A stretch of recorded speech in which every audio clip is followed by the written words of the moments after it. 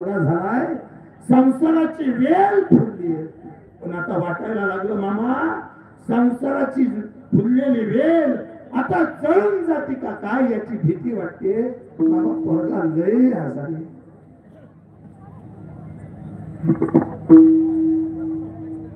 शंकर बघितलं शंकर बघून सांगितलं शंकर पोरगा आजारी असं म्हणून उठले शक्य तेवढ्या लवकर परत होईल शंकरला वाटलं करायचे शंकरला वाटलं करायचे पोरगा चांगला झालाय म्हणून आपल्याला घरी लावतात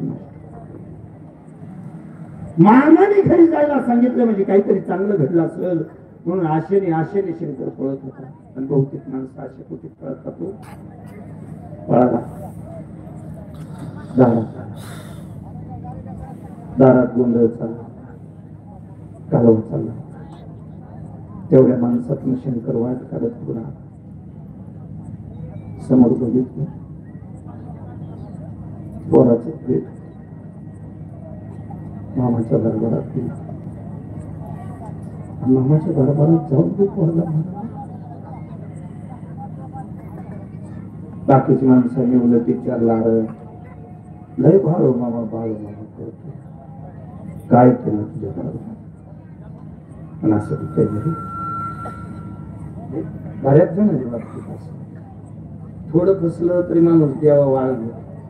पण तुम्ही बी वाढकरी आहे तुम्ही बी आजपर्यंत बऱ्याचदा ऐकलं लई आयुष्यभर टाळ वाजावा काय तुझं पांडुरंगाने सांगितलं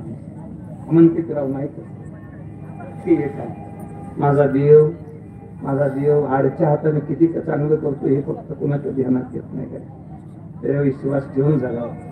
माझं स्पष्ट मत आहे मामाच्या दरबारात आलाय तू मामांवर विश्वास ठेवून जागा काय मामांवर विश्वास ठेवून जागा ते आयुष्य पुन्हा पुन्हा मिळणारी गोष्ट नाही प्रचंड विश्वास ठेव त्या दरबारात आल्यावर कुणाचं वाईट होणार नाही ह्याचा मला स्वतःला विश्वास आहे दरबारात आलाय थोडं चांगलं जागा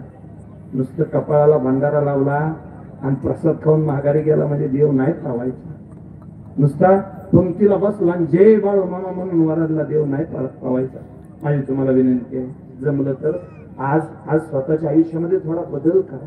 प्रसाद खायच्या अगोदर दर्शनाला उभा राहताना मामाला सांगा मामा आजपर्यंत काही चुका झाल्या असतील कुणाबरोबर तरी वाईट वागली असेल कुणाबरोबर तरी बोलली नसेल घरात कुणाबरोबर तरी वाईट वागली असेल मामा आजपर्यंत झालेली चूक तुम्ही पदरात घ्या मी तुमची लेक आहे मी तुमची मुलगी आहे मला माफ करा मामा मुळेपर्यंत उभे आयुष्यभर कुणाला वाईट बोलणार नाही कुणाचं वाईट चितणार नाही त्या दिवशी खऱ्या अर्थानं बाळू मामा तुम्हाला पावला म्हणा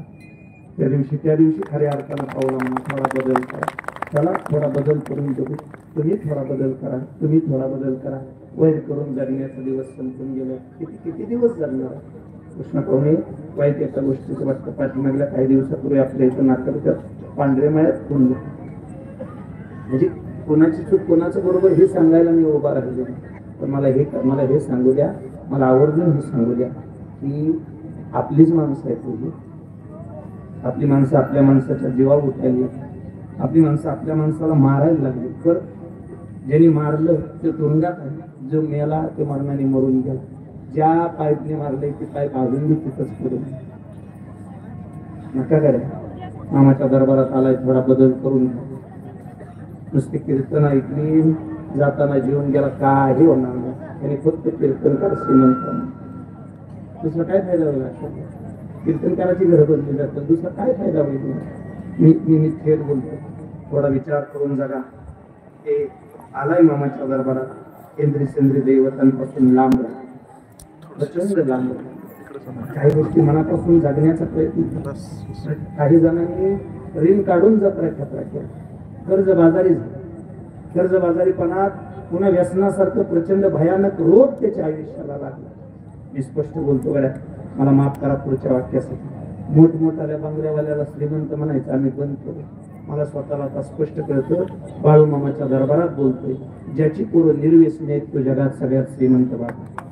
त्याच्यावर श्रीमंत बापच नाही किती मोठा असला काय करायचं सुगीचं